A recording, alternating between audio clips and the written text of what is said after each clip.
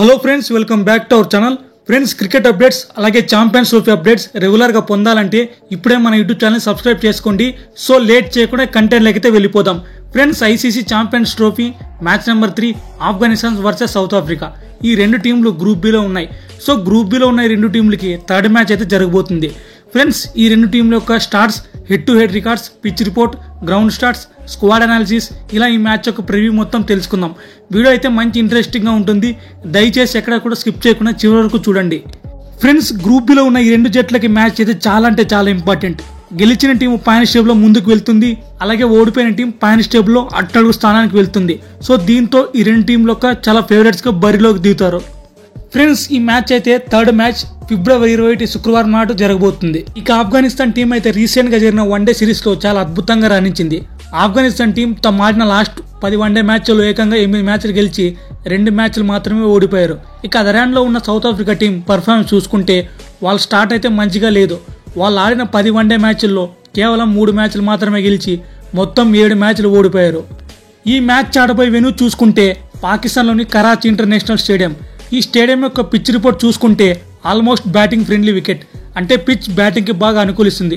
ఇంకా సింపుల్గా చెప్పాలంటే ఈ స్టేడియంలో మనం హై స్కోరింగ్ గేమ్ అయితే ఎక్స్పెక్ట్ చేయవచ్చు. మనం ఫస్ట్ మ్యాచ్ చూసాం న్యూజిలాండ్ వర్సెస్ పాకిస్తాన్ మ్యాచ్లో. న్యూజిలాండ్ టీం ఏకంగా 320 పరుగులు అయితే చేసింది.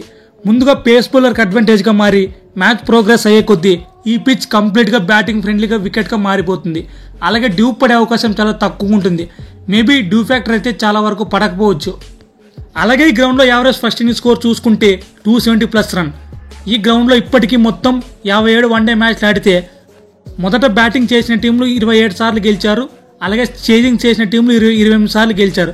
సో దీన్ని బట్టి అర్థం చేసుకోవచ్చు, ముందు బ్యాటింగ్ ఆర్ బౌలింగ్ ఏది చేసినా ఒకటే, పెద్దగా డిఫరెన్స్ అయితే కనబడలేదు. సో టాస్ అయితే పెద్దగా ఇంపాక్ట్ చూపించకపోవచ్చు.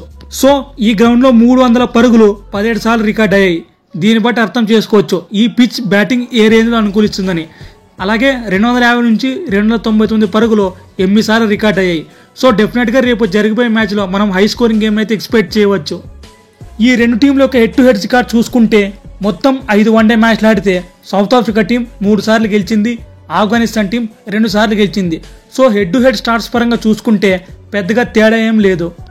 ఇక సౌత్ ఆఫ్రికా టీం గురించి మాట్లాడుకున్నట్లయితే ఈ టోర్నమెంట్లో వాళ్ళు మంచి ప్లేయర్స్ అయితే ప్లేయింగ్ లెవెల్ పిక్ చేశారు. ఈ సిరీస్లో సౌత్ ఆఫ్రికా టీంకి టెంబా బౌమా కెప్టెన్సీ చేయబోతున్నాడు.